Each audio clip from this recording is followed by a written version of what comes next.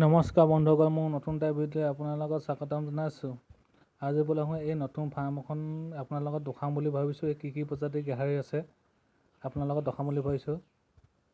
এই দুজনী হৈ গ'ল য়ৰ্কশ্বায়াৰ গাহৰি, দুজনী য়ৰ্কশ্বায়াৰ গাহৰি আছে। এই দুটা হৈ গ'ল আপোনাৰ হেম্পশ্বায়াৰ গাহৰি,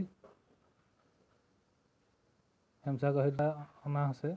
এইটা কেনেকৈ চাওকচোন, হেম্পশ্বায়াৰ গাহৰি দুটা।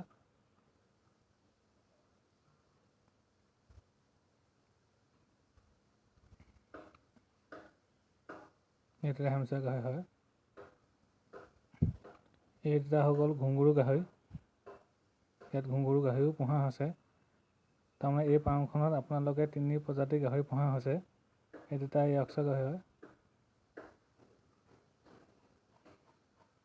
এইটো হৈ গ'ল ঘুংগুৰু গাহৰি হয়। শীতত থকাৰ কাৰণে ৰাতিপুৱা সোমাই থোৱা আছে, লৈ আছে। দিনটোত কেইবাৰ লয় আৰু ল'ব চাওকচোন। এইটো য়ৰ্কশ্বায়াৰ পেঠা হয়।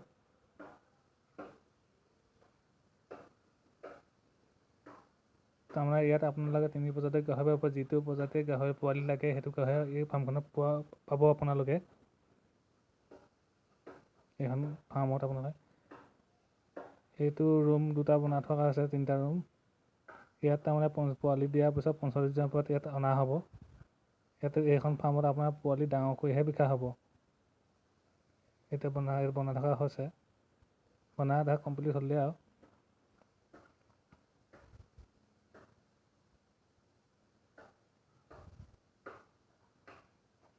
এইটো এটা ৰুম হয়, এইটো 2টা ৰুম হ'ব আপোনালোকৰ।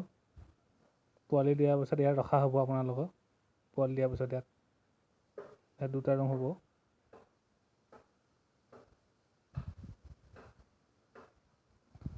আৰু ফাৰ্মখন কেনেকুৱা লাগিছিলে কমেণ্টত জনাব আপোনালোকে। জনাবলৈ আপোনালোকে কমেণ্টত নাপাহৰিব।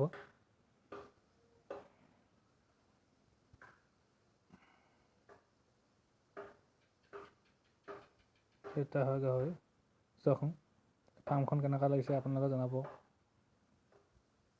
আৰু গাহৰিকেইটা গ্ৰথটো কেনেকুৱা হৈছে আপোনালোকে সেইটোও জনাব কমেণ্টত আপোনালোকে।